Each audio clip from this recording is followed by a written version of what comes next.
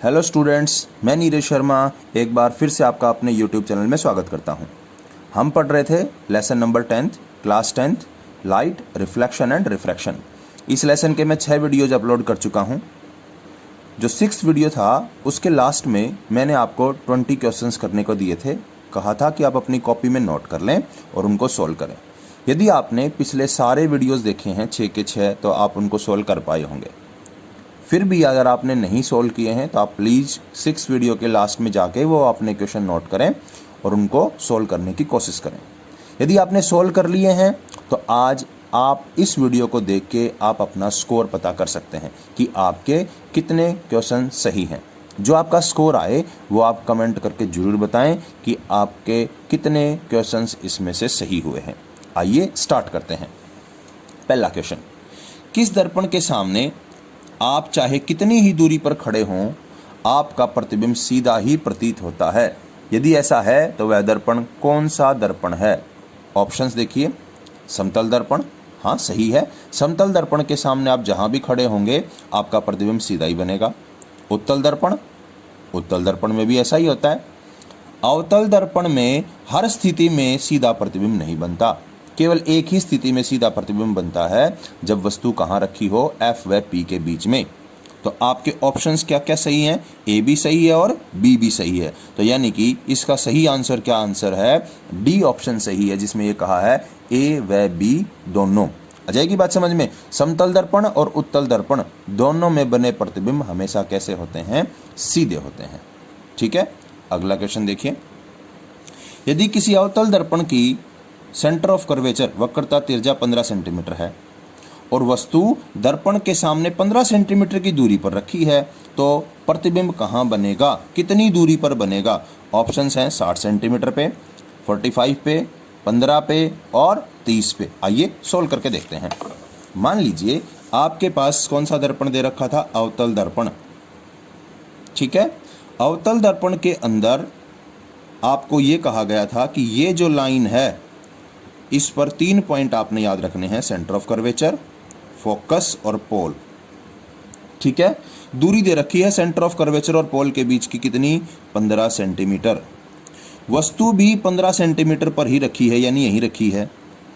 तो बताइए प्रतिबिंब कहाँ बनेगा? मैंने कहा था आपको कि यदि आपकी वस्तु सेंटर ऑफ कर्वेचर पे रखी है तो आपका प्रतिबिंब भी कहाँ बनेगा? सेंटर ऑफ कर्वेचर पर। कैसे? यहाँ से एक रे सीधी जाएगी, किस में से निकलेगी? F में से निकलेगी। ऐसे ही एक रे यहाँ से जाएगी सीधी, कहाँ से निकलेगी? सेंटर से पैरेलल हो जाएगी वहाँ जाके और यहाँ आके मिलेगी। इस प्रकार जो प्रतिबिंब आपका बनेगा वो सेंटर ऑफ कर्वेचर पे ही बनेगा, उल्टा बनेगा और वास्तविक बनेगा। तो कितनी दूरी पर प्रतिबिंब बना? ये दूरी भी कितनी है? 15 सेंटीमीटर। तो आपका कौन सा ऑप्शन सही है यहाँ पे? जो 15 सेंटीमीटर है, यानी C। दूसरे क्वेश्चन का आपका कौन सा ऑप्शन सही है? C। फिर आपको तीसरा जो क्वेश्चन था इसमें आपको फिल इन द ब्लैंक्स यानी खालिस्तान भरने थे। देखिए क्या क्या आ सकते हैं ये। पहला क्वेश्चन है, हेडलाइट में कौन सा दर्पण उपयोग होता है? तो हेडलाइट में जरूरत क्या होती है? लाइट को फोकस करने की, लाइट को, प्रकाश की किरणों को एक बिंदु पर इकट्ठा करने की ताकि रोड पे साफ दिखाई दे। एक बिंदु पर इकट्ठा करने वाला दर्पण कौन सा है? अवतल, क्योंकि उत्तल तो फैला देता है। तो कौन सा दर्पण आप यूज करोगे यहाँ पे? अवतल दर्पण। पश्च दृश्य के लिए, पश्च दृश्य का क्या मतलब बताया था? गाड़ियों में पीछे देखने के लिए। तो पीछे देखने के लिए आप कौन से दर्पण का उपयोग करोगे? उत्तल दर्पण का। इसका कारण क्या बताया था?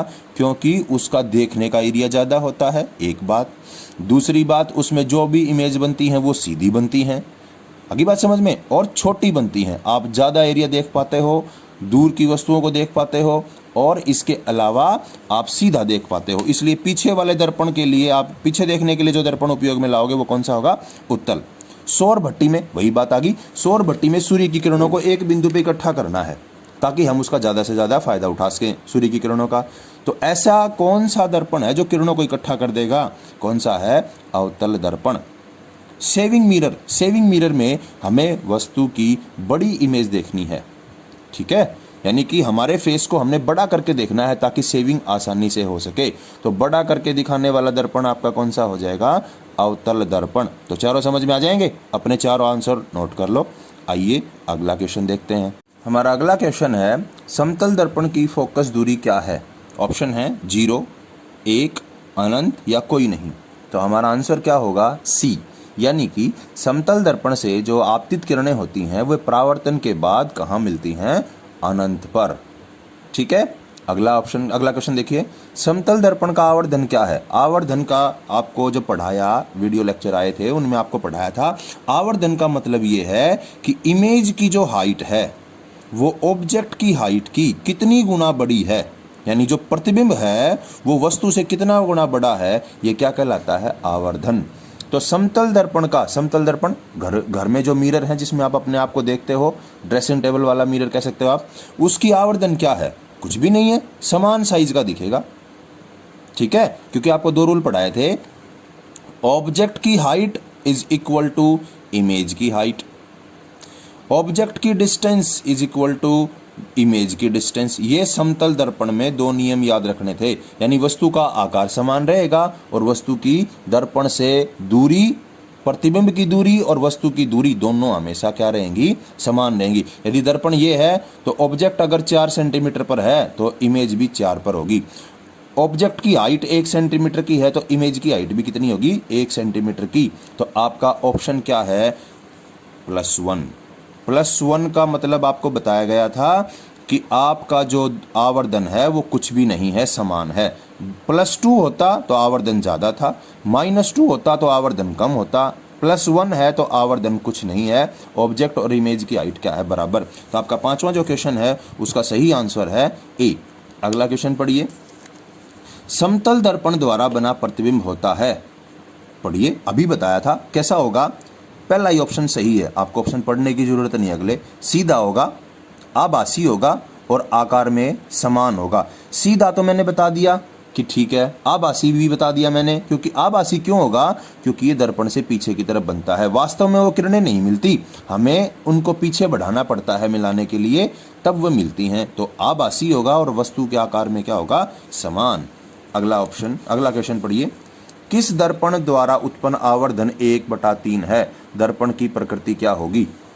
अच्छे से सोचिए, फिर से पढ़िए, किसी दर्पण द्वारा उत्पन्न आवर्धन 1/3 है, 1/3। देखो 1/3 का क्या मतलब है, इसको सोल्व करो आप। ये आपका 0.33 आ गया। मैंने आपको अभी ऊपर बताया था, यदि आपके आवर्धन की वैल्यू प्लस है, यदि आपके आवर्धन की वैल्यू माइनस है, या आपके आवर्धन की वैल्यू 1 से ज़्यादा है या 1 से कम है। 3 सिचुएशनें सोच लो, 1 है, 1 से कम, 1 से ज़्यादा। यदि 1 है इसका मतलब समतल दर्पण है और कोई आवर्धन नहीं है, वस्तु का और प्रतिबिंब का आकार समान है। यदि आपका आवर्धन 1 से कम है, यानी वस्तु आपको कैसी दिखाई दे रही है? छोटी। प्रतिबिंब जो है वो वस्तु से छोटा है। कम होने का मतलब यही है। 1 से कम अगर m की वैल्यू है, इसका मतलब है कि प्रतिबिंब की जो हाइट है वो वस्तु की हाइट से कम है, और ज़्यादा होने का मतलब है कि प्रतिबिंब वस्तु से बड़ा है। तो 1/3 1 से कम हो गया ना, 1 से क्या हो गया? कम, यानी वस्तु जो है वो, प्रतिबिंब जो है वो वस्तु से कैसा है? छोटा है। ऐसा कौन सा दर्पण करता है जो छोटे आप प्रतिबिंब बनाता है? कौन सा बनाएगा? उत्तल। आ जाएगी बात समझ में? तो आपका ऑप्शन सही कौन सा है? बी। 7वें क्वेश्चन में आपका ऑप्शन कौन सा सही है? बी। अगला क्वेश्चन है आपका, दृश्य क्षेत्र अधिकतम होता है किसमें? बताया था, गाड़ियों में पीछे देखने के लिए कौन से दर्पण का उपयोग करते हैं हम? किसका उपयोग करते हैं? उत्तल दर्पण का। उसका कारण भी यही है कि उसका दृश्य क्षेत्र क्या है? अधिक। और आपको ये भी कहा था कि वो पक्षी के पंख की तरह होते हैं। किस तरह होते हैं? पक्षी के पंख की तरह। उनका जो दृश्य वाला क्षेत्र है वो ज़्यादा है, यानी कि ये एरिया है जिससे आप देख पाते हो। ठीक है, दृश्य क्षेत्र ज़्यादा है, इसलिए हम किसका उपयोग करते हैं? उत्तल दर्पण का। कहाँ? पश्च दृश्य में, पीछे देखने के लिए। तो आपका क्वेश्चन समझ में आ जाएगा, यानी कि सी आंसर सही है 8वें का। किसी दर्पण द्वारा किसी बिंब का आभासी आकार में बड़ा प्रतिबिंब बनता है। देखो ध्यान से, आभासी प्रतिबिंब 2 जगह बनते हैं, उत्तल दर्पण में और अवतल दर्पण में। ठीक है, दोनों में बनते हैं आभासी, परंतु उत्तल दर्पण में बना आभासी प्रतिबिंब छोटा होता है, डिम्निस्ट, और अवतल दर्पण में बना आभासी प्रतिबिंब क्या होता है? बड़ा। अब प्रश्न को पढ़ लो, उत्तर समझ में आ जाएगा। किस दर्पण द्वारा किसी बिंब का आभासी और बड़ा, आभासी और छोटा तो पूछता तो उत्तल दर्पण, आभासी और बड़ा पूछा है तो अवतल दर्पण, यानी कि आपका 9वें क्वेश्चन का आंसर कौन सा सही है? ए। अगला क्वेश्चन, केवल आभासी प्रतिबिंब बनाता है, केवल आभासी, तो आपके ऑप्शंस हैं अवतल दर्पण।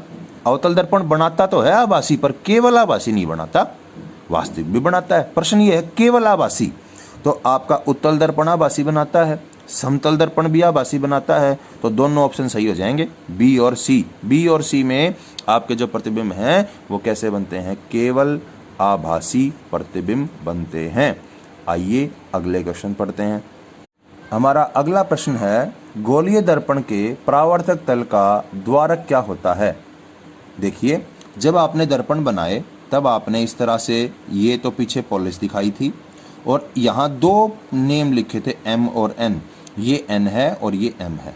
ये परावर्तक सतह है अंदर की तरफ, इनके बीच की जो ये दूरी है M और N के बीच की दूरी, इसको हम क्या कहते हैं? द्वारक कहते हैं। आगे बात समझ में? तो यहाँ पर आपका ऑप्शन कौन सा सही हो जाएगा? ए। परावर्तक पृष्ठ का जो व्यास होता है, गणित के हिसाब से समझिए इस बात को, व्यास को, परावर्तक पृष्ठ का जो व्यास है उसको हम क्या कहते हैं? गोलीय दर्पण का द्वारक। आगे बात समझ में? अगला क्वेश्चन पढ़िए, अवतल दर्पण किस स्थिति में आभासी प्रतिबिंब बनाएगा? देखिए, अवतल दर्पण में सारे प्रतिबिंब, यानी कि ज्यादातर प्रतिबिंब कैसे बने थे? वास्तविक। एक ही स्थिति ऐसी थी जहां प्रतिबिंब कैसा बना था? आभासी, और वो स्थिति थी जब वस्तु कहां रखी हो? P व F के बीच में। तो यानी क्या ऑप्शन सही है? डी। अगला प्रश्न, उत्तल दर्पण द्वारा बने प्रतिबिंब कैसे होते हैं? देखिए, वास्तविक नहीं, बिल्कुल, ये ऑप्शन तो बिल्कुल गलत है कि वास्तविक होते हैं। क्यों? क्योंकि सारे प्रतिबिंब दर्पण के पीछे की तरफ बनते हैं, यानी कैसे हैं? आभासी हैं। आगे बात समझ में? आपका ऑप्शन क्या सही है? बी सही है। उत्तल दर्पण पर जो भी प्रतिबिंब बनेंगे वो कैसे बनेंगे? आभासी बनेंगे। अगला देखिए, आवर्धन में मान नेगेटिव है। हमारा अगला प्रश्न है, आवर्धन में m के मान में नेगेटिव क्या दिखाता है? m के दो मान हो सकते हैं, या तो m का मान नेगेटिव है, m का मान पॉजिटिव है। नेगेटिव होने का मतलब है कि प्रतिबिंब कैसा है? वास्तविक है और उल्टा है। ठीक है, यानी m नेगेटिव कहीं आपसे दिया गया है, इसका मतलब प्रतिबिंब उल्टा है, नीचे की तरफ बना है और वास्तविक है। m अगर पॉजिटिव है, इसका मतलब प्रतिबिंब कैसा है? सीधा है और कैसा है? आभासी। तो आपसे ये पूछा गया है m नेगेटिव क्या होगा? तो यहाँ क्या ऑप्शन आपके पास है? वास्तविक होगा। आ जाएगी बात समझ में? अगला प्रश्न देखिए, अभिलंबीय आपतन के लिए परावर्तन कोण क्या होगा? देखो, ये कोई परावर्तक सतह है, ये आपकी आपतित किरण है और ये परावर्तित किरण है, ये अभिलंब है। ठीक है, ये जो कोण होता है इसको कोण आई बोलते हैं और इस कोण को क्या बोलते हैं? कोण आर। अब हमारा प्रश्न ये है कि यदि कोई प्रकाश की किरण यानी आपतित किरण अभिलंब के साथ साथ आए, इस एंगल से आए, तो अभिलंब के और उसके बीच में कितने डिग्री का कोण बन गया? 0 डिग्री का। यानी कि वही तो हमारा अभिलंब है, आगे बात समझ में, और वहीं से किरण आ रही है, तो दोनों के बीच में कितने डिग्री का कोण हो गया? 0 डिग्री का। यदि दोनों के बीच में 0 डिग्री का कोण है, आपतित कोण अगर एंगल आई 0 है तो एंगल आर भी क्या होगा? 0 होगा। तो आपका कौन सा ऑप्शन सही है? यहाँ पे ए ऑप्शन सही है, यानी कि 0 डिग्री। आइए अगला देखते हैं। अगला प्रश्न पढ़िए, एक आभासी तथा आवर्धित, देखो, आभासी प्रतिबिंब उत्तल दर्पण में बनते हैं या अवतल में? ठीक है, उत्तल वाले छोटे होते हैं, अवतल वाले बड़े होते हैं, ये आपको बताई गई थी बात, तो अब तो समझ में आएगा। आभासी और आवर्धित, आभासी और बड़ा, तो फिर कौन सा दर्पण चाहिएगा? अवतल दर्पण चाहिएगा। आभासी और छोटा चाहिए तो उत्तल दर्पण, आभासी और बड़ा चाहिए तो अवतल दर्पण। आइए अगले क्वेश्चन देखते हैं। हमारा अगला प्रश्न है, एक उत्तल दर्पण द्वारा बना प्रतिबिंब हमेशा होगा, बताइए कैसा होगा? आभासी होगा? हाँ बिल्कुल होगा। सीधा होगा? हाँ सीधा भी होगा। आकार में छोटा होगा? हाँ छोटा भी होगा। इसका मतलब ये तीनों बातें सही हैं, तो हमारा ऑप्शन कौन सा सही मिलेगा? डी, यानी कि उपरोक्त सभी। उत्तल दर्पण द्वारा जो भी प्रतिबिंब बनेंगे आभासी बनेंगे, सीधे बनेंगे और आकार में कैसे होंगे? छोटे, यानी ऑप्शन डी सही है। अगला प्रश्न पढ़िए, अवतल दर्पण में आभासी आवर्धित सीधा प्रतिबिंब, आगे बात कहाँ? अवतल दर्पण में एक ही सिचुएशन थी जहां प्रतिबिंब आपका आभासी बनता था, कहाँ? वस्तु जब रखी हो किस किस के बीच में? एफ तथा पी के बीच में। अब दो स्टेटमेंट दे रखी हैं आपको, ए और बी, उन स्टेटमेंटों को पढ़ के आपको नीचे वाले क्वेश्चनों में से आंसर पता करना है। ठीक है, पहली स्टेटमेंट है जितने भी वास्तविक प्रतिबिंब होते हैं वे उल्टे होते हैं, और दूसरी स्टेटमेंट है जितने भी आभासी प्रतिबिंब होते हैं वो सीधे होते हैं। अब आपको ये बताना है क्या ये दोनों सही हैं या दोनों गलत हैं, या ए सही है बी सही है, क्या है। देखिए, वास्तविक प्रतिबिंब जितने भी होते हैं वो मुख्य अक्ष के नीचे की ओर बनते हैं, यानी कि यहां जो भी प्रतिबिंब वास्तविक बनता है वो नीचे की तरफ ही बनता है, यानी कि सारे वास्तविक प्रतिबिंब कैसे होते हैं, उल्टे होते हैं। और जो भी प्रतिबिंब आभासी बनते हैं वो पीछे की ओर बनते हैं, यानी वो कैसे होते हैं, सीधे होते हैं। तो दोनों बातें सही हैं। ये वास्तविक प्रतिबिंब उल्टा होगा और आभासी प्रतिबिंब क्या होगा, सीधा होगा। तो आपका सही ऑप्शन क्या है, सी, ए व बी दोनों सही हैं। आइए लास्ट क्वेश्चन करते हैं 2020 सीरीज का। आपको एक एंगल दे रखा है जो कि किस किस के बीच में है, परावर्तक सतह और आपतित किरण के बीच में। कितना दे रखा है, 60 का। आपको आर बताना है क्या होगा। ठीक है, ये एंगल पता करना है। तो देखिए, ये एंगल होता है आई। ठीक है, अब आपकी सिचुएशन इस तरह से है, कुछ आपको ये दे रखा है, ये एंगल दे रखा है 60 डिग्री का और आपको ये निकालना है। तो सबसे पहले आपको आपतन के जो नियम है वो समझने पड़ेंगे, यानी ये आपतित किरण है और ये अभिलंब है, ये अभिलंब, ये आपतित किरण और ये परावर्तित किरण। यहाँ जो एंगल बनता है वो आई है, यहाँ जो एंगल बनता है वो आर है। आर पता करना है। तो देखिए, ये जो कोण है आपका, ये सारा 90 का होता है अभिलंब के और परावर्तक सतह के बीच में, यानी ये जो कोण आपका है ये कितना है, 90 का। तो 90 में से ये अगर 60 है तो ये कितना बच गया, कोण आई कितना बच गया, 30। और आई अगर 30 है तो आर भी कितना होगा, 30 होगा। तो याद क्या रखना है, अभिलंब के और इस सारे के बीच में 90 है और 90 में से ये 60 है तो ये कितना है, 30। और ये 30 है तो आर कितना होगा, आर भी क्या होगा, 30 होगा। तो आपका ऑप्शन क्या सही है, ए, 30। इस तरह आपने 20 क्वेश्चन सोल्व किए। आपका क्या स्कोर रहा वो आप जरूर बताएं और प्लीज़ चैनल को सब्सक्राइब कीजिए ताकि आपको आने वाले सारे वीडियोज़ का नोटिफिकेशन मिलता रहे। बेल आइकन को भी प्रेस कर लीजिए ताकि आते ही वीडियो आपको जल्दी से पता लगे। वीडियोज़ कैसे लग रहे हैं, कोई सुझाव आपकी तरफ से हो तो प्लीज़ कमेंट करके ज़रूर बताएं। देखने के लिए धन्यवाद। Thank you.